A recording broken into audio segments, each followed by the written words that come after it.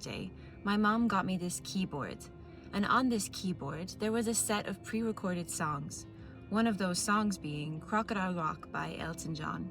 But one of my most prominent memories with my mom is being in our kitchen and standing on top of the chairs and screaming and dancing to this song. It really just shows for me the spirit that she had and the lust that she had for life.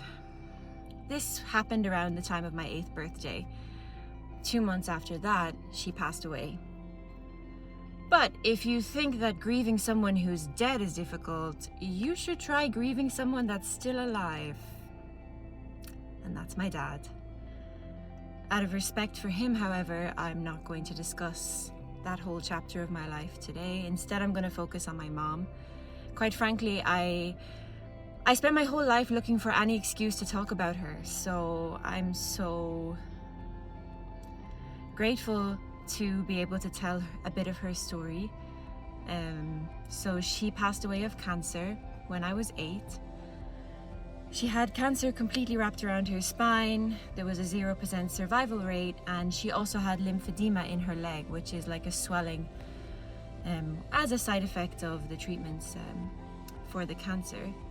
And I have so many incredible memories in the short time that I had with her.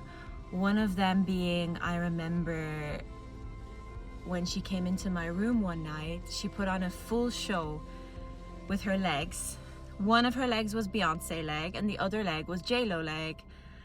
And they were having like a conversation with each other, and as usual, she was super theatrical, and you just never would have thought that she was sick. And another short story I want to tell that kind of sums up her spirit came from my aunt that I found out many years later. My aunt remembers shortly before she passed away, my mom asking her to take a seat because she wanted to tell her something. So my aunt sat down, and with a full straight face, my mom said to her, "Look, after this is over, after this is all finished, I need you to be able to move on with your life. And I need you to be able to be happy.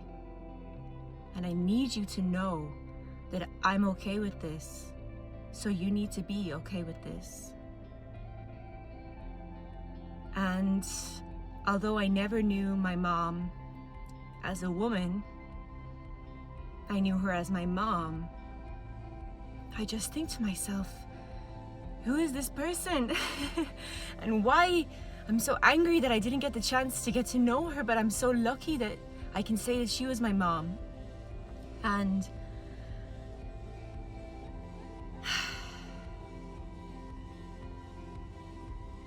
how that relates back to Islam is accumulation of these losses definitely made me a more introspective person. It made me really want to question reality, existence. What is the purpose of all of this? Why am I still here? Why me when I'm feeling like a victim? But I try not to play into that mindset too much, because it's, in my opinion, a victim mindset is the most debilitating mindset that you can have. So I really try to empower myself when I tell my story. But yeah, obviously there were so many different aspects that tied into me becoming Muslim.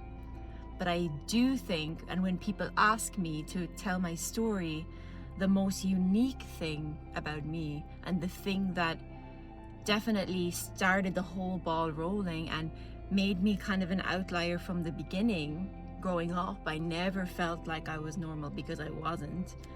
My situation definitely was not, in my community, it was far from ideal, just to say it that way. But Alhamdulillah, I'm so grateful, because even though at times it was horrifically painful, it gave me such a rich and deep perspective about life that I carry with me to this day. And yeah, I've lived 20 years now without my best friend, my mom, the only person who ever really loved me and wanted to protect me. But in that, she also taught me the real meaning of love. Because the fact that I can sit here 20 years later and speak about her with a fire in my chest, for me, this is love. It's not ego, it's not this fleeting, lustful feeling. It is love. It's limitless, timeless, formless, shapeless, eternal love.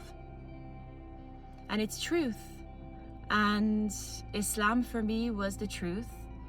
And obviously there was so much in between that, but I really had to preface anything else I say in my story with this, because if you don't know this about me, you're never going to understand the rest of me. But yes, my next TikTok, I want to share some photos of my mom because she was so beautiful. So I really thank you for listening if you got this far, and if you're lucky enough to still have your parents, yeah, just appreciate them. But yeah, thank you so much for listening.